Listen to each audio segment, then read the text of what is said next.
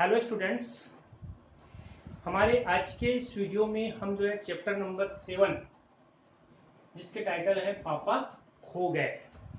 यह पाठ एक नाटक है। इस नाटक के जो लेखक है वो है विजय तेंदुलकर। इस पाठ का हम अध्ययन करेंगे। इस पाठ में हम क्या क्या पढ़ेंगे। सबसे पहले इस पाठ का परिचय, कठिन शब्द, फिर शब्दार्थ, इतनी चीजों का आज हम इस वीडियो के माध्यम से अध्ययन करेंगे। साथ ही थोड़ा सा इस नाटक में क्या बातें जो बताई गई है लेखक ने, उस पर मैं आपको कुछ बातें बता देता हूँ।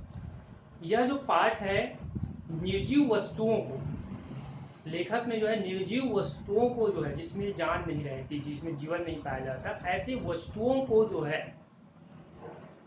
सजीव मानकर उनके जीवन में आई हुई समस्याओं को या कष्टों को जो है सामने लाने का प्रयास किया है। साथ ही आज हमारे समाज में जो छोटे छोटे बच्चे होते हैं उसके अपहरण, जिसको हम लोग बोलते हैं किडनैपिंग, किडनैपिंग की जो समस्याएं हैं, कुछ लोग ऐसे लोग हैं जो छोटे छोटे बच्चों को जो है अपहरण करके, किडनैपिंग करके जो है समाज के लोगों से जो है पैसे लूटने का काम करते हैं। इन समस्याओं को जो है सामने लाने का प्रयास किया है। कैसे इस पाठ के माध्यम से एक बालिका का जो है अपहरण कर लिया जाता है और अपहरण होने के बाद जो है कैसे ये निर्जीव वस्तुएं जो है उनकी मदद करते हैं और उसको जो उसके घर तक पहुंचाते हैं।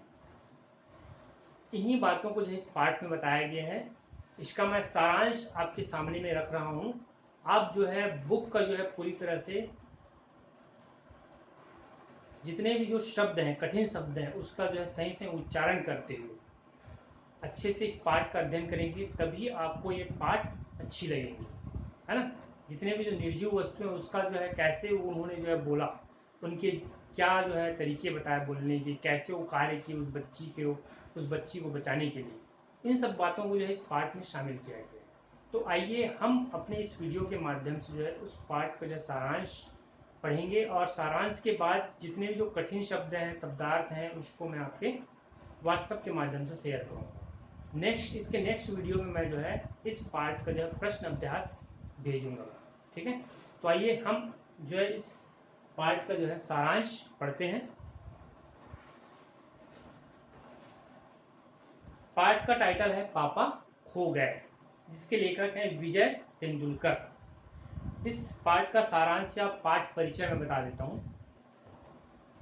पापा खो गए नाटक के लेखक विजय तेंदुलकर ने निर्जीव वस्तुओं को सजीव मानकर इनके जीवन के कष्टों एवं समस्याओं का वर्णन किया है।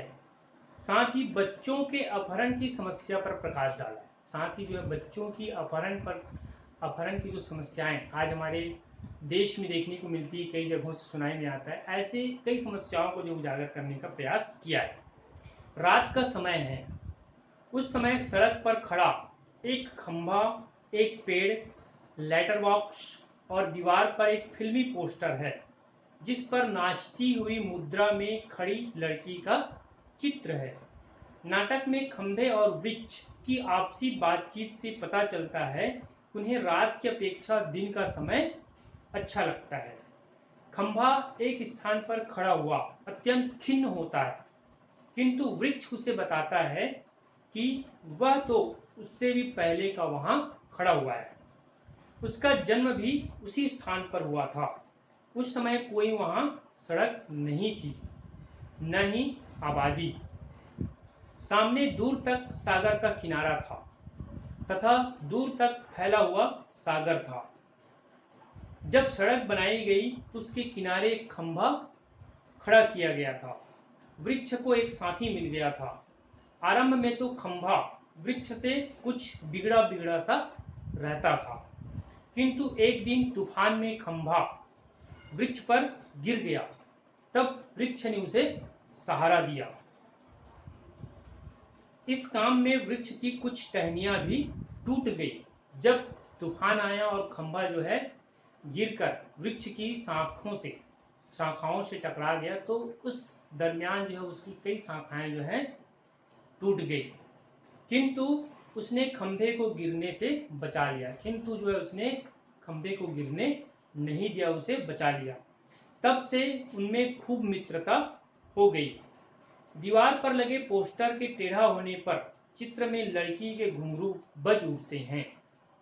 तभी लेटर बॉक्स भी कुछ गुनगुनाता हुआ वहां आ जाता है। उसका गीत सुनकर कौवा भी पेड़ में से निकल आता है। लेटर बॉक्स अपने डिब्बे में से चिट्ठियां निकालकर पढ़ने लगता है। पेड़ और खंभे ने लेटर बॉक्स को ऐसा करने से मना किया। लेटर बॉक्स ने उन्हें बताया कि वह इन चिट्ठियों को मन बहलाने के लिए पढ़ता है। पेड़ ने उसे पुनः समझाया कि किसी के निजी पत्र नहीं पढ़ने चाहिए। तभी किसी व्यक्ति के आने की आहट सी होती है और सभी चुप हो जाते हैं। सबने देखा कि एक व्यक्ति किसी छोटी सी लड़की को उठाकर ला रहा है। उसने उस बच्ची को नशे की दवा भी पिला दी थी ताकि वह जल्दी न जाग सके। उस आदमी को भूख लगी हुई थी। वह उस लड़की को वृक्ष के नीचे लिटाकर कहीं रोटी खाने चला जाता है। अजनबी आदमी के जाने के बाद खंभा, पेड़, लेटर बॉक्स और कौवा लड़की और आदमी के विषय में सोचने लगते हैं। वे सभी अनुमान लगाते हैं कि यह आदमी इस छोटी सी बच्ची को उठाकर क्यों लाया है। हमें इसे किसी तरह बचाना होगा। उन सबकी आवाज सुनकर वह लड़की जाग जाती है तथा हैरान हो जाती है वह वहां कैसे आई। लड़की को जागा हुआ देखकर सभी चुप हो जाते हैं। लड़की अपने माता पिता को याद करने लगती है। उसे डरी हुई देखकर लेटर बॉक्स से चुप नहीं रहा गया। लेटर बॉक्स उससे बात करके उसके मन के भय को जो है दूर करने का प्रयास करता है। वह उसका विश्वास जीतता है और उसके घर का पता पूछता है, किंतु लड़की को अपने घर का पता मालूम नहीं था। इस बात से परेशान हो गए कि अब क्या किया जाए। लेटर बॉक्स ने सबसे पहले यह विश्वास दिलाया कि ये सब भी आदमियों की भांति ही बोलते और बातें करते हैं। लड़की को भी उनका इस प्रकार बोलना अच्छा लगता है। थोड़ी देर में वह उनके साथ घुल मिल जाती है। वह मतलब कौन? वह छोटी सी लड़की। वे सभी मिलकर खोजने लगते हैं। उन्होंने मन में निश्चय कर लिया कि लड़की को उस बुरे आदमी से बचाना होगा। कुछ देर पश्चात बच्चे उठाने वाला बुरा व्यक्ति वहां पर आ पहुंचता है। उसे देखकर सभी चुप हो जाते हैं। लड़की पेड़ के पीछे छुप जाती है। आदमी को लड़की नहीं मिलती। वे सभी मिलकर लड़की की रक्षा करते हैं। आदमी लड़की को वहां न पाकर चला जाता है। उसके जाने के बाद वे सब खुश हो जाते हैं। लड़की खेलते खेलते सो जाती है। लड़की के सो जाने के बाद वे सब एक बार फिर सोचने लगते हैं कि उसे उसके घर कैसे पहुंचाया जाए। कौवा उन्हें लड़की के घर का पता लगाने के लिए उपाय सुझाता है और पेड़ और खंभा एक दूसरे के ऊपर इस प्रकार झुक जाएंगे कि लोग सोचेंगे कि यहाँ कोई दुर्घटना हुई है।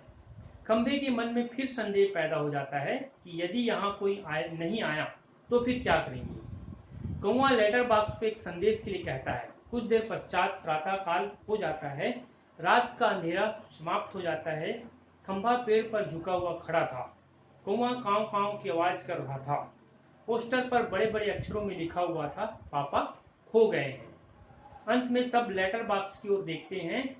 वह सबसे कहता है कि जिसे भी इस लड़की के पापा मिले वह उसे ले जाए।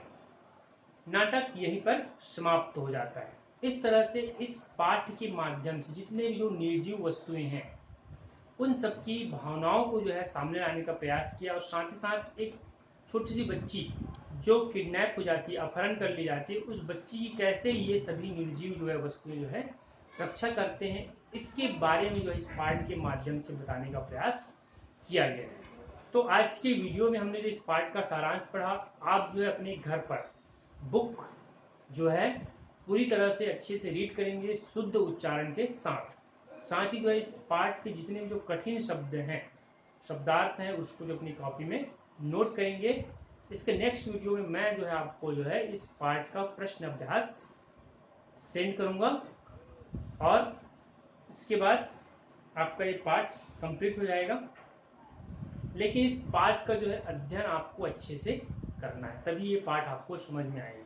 इसके पहले की वीडियो में भी मैंने आपको बताया था कि कोई भी पार्ट जब तक हम उसको अच्छे से अध्ययन नहीं करेंगे शुद्ध उच्चारण के साथ, तब तक वह पार्ट हमें समझ में नहीं आने वाले। इसलिए हर एक पार्ट, चाहे वो किसी भी सब्जेक्ट का हो, उसको पढ़ना, शुद्ध उच्चारण के साथ पढ़ना बहुत ही जरूरी है।